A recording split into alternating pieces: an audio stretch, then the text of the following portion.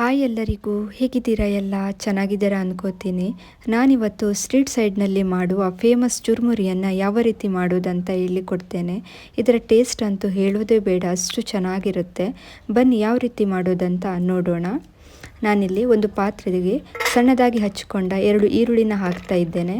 ಹಾಗೆ ಒಂದು ಟೊಮ್ಯಾಟೊ, ಹಾಗೆ ಅರ್ಧ ಕ್ಯಾರೆಟನ್ನು ತುರಿದು ಹಾಕ್ಕೊಳ್ತಾ ಇದ್ದೇನೆ. ಹಾಗೆ ಸ್ವಲ್ಪ ಕೊತ್ತಂಬರಿ ಸೊಪ್ಪು, ಅರ್ಧ ಸ್ಪೂನಷ್ಟು ಮೆಣಸಿನ ಪುಡಿ. ನಿಮಗೆ ಖಾರ ಜಾಸ್ತಿ ಬೇಕಾದರೆ ನೀವು ಜಾಸ್ತಿ ಕೂಡ ಹಾಕ್ಕೊಳ್ಬೋದು.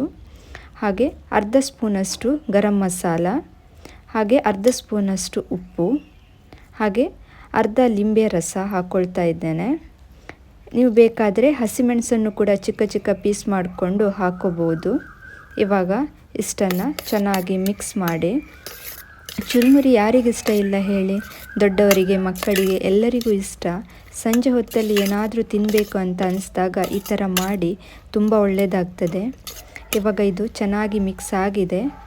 ಇದಕ್ಕೆ ನಾನಿಲ್ಲಿ ಸ್ವಲ್ಪ ಕೋಕೋನಟ್ ಆಯಿಲ್ನ ಹಾಕ್ಕೊಳ್ತಾ ಇದ್ದೇನೆ. ಇದೊಂದು ಒಳ್ಳೆ ಫ್ಲೇವರ್ ಕೊಡುತ್ತೆ. ಇದನ್ನು ಇವಾಗ ಸ್ವಲ್ಪ ಮಿಕ್ಸ್ ಮಾಡಿ. ನಿಮಗೆ ಕೋಕೋನಟ್ ಆಯಿಲ್ ಬೇಡ ಅಂದರೆ ನಾರ್ಮಲ್ ಆಯಿಲ್ ಕೂಡ ಯೂಸ್ ಮಾಡ್ಕೊಳ್ಬೋದು. ಉಪ್ಪು ಮತ್ತು ಖಾರ ಸರಿಯಾಗಿದೆ ಅಂತ ಒಂದು ಸಲ ಟೇಸ್ಟ್ ಮಾಡಿ ನೋಡಿ, ಬೇಕಾದರೆ ಆ್ಯಡ್ ಮಾಡ್ಕೋಬೋದು. ನಾನಿಲ್ಲಿ ಒಂದು ಚಿಕ್ಕ ಪ್ಯಾಕೆಟ್ನಲ್ಲಿ ಮಂಡಕ್ಕಿನ ತಗೊಂಡಿದ್ದೇನೆ.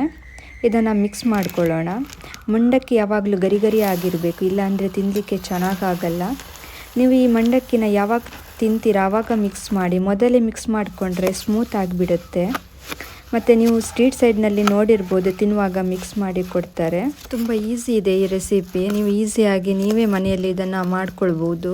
ಇದನ್ನು ಕೆಲವರು ಚರ್ಮುರಿ ಅಂತಾರೆ ಮತ್ತು ಚುರುಮುರಿ ಅಂತಾರೆ. ಒಂದೊಂದು ಸೈಡಲ್ಲಿ ಒಂದೊಂದು ಥರ ಹೇಳ್ತಾರೆ. ನಾನಿವಾಗ ಹುರಿದ ನೆಲಗಡಲೆನ ಹಾಕ್ಕೊಳ್ತಾ ಇದ್ದೇನೆ. ಇವಾಗ ಇದನ್ನು ಚೆನ್ನಾಗಿ ಮಿಕ್ಸ್ ಮಾಡಿ. ಸ್ಟ್ರೀಟ್ ಸೈಡ್ನಲ್ಲಿ ಮಾಡುವ ಚುರುಮುರಿಯ ಇವಾಗ ರೆಡಿಯಾಗಿದೆ.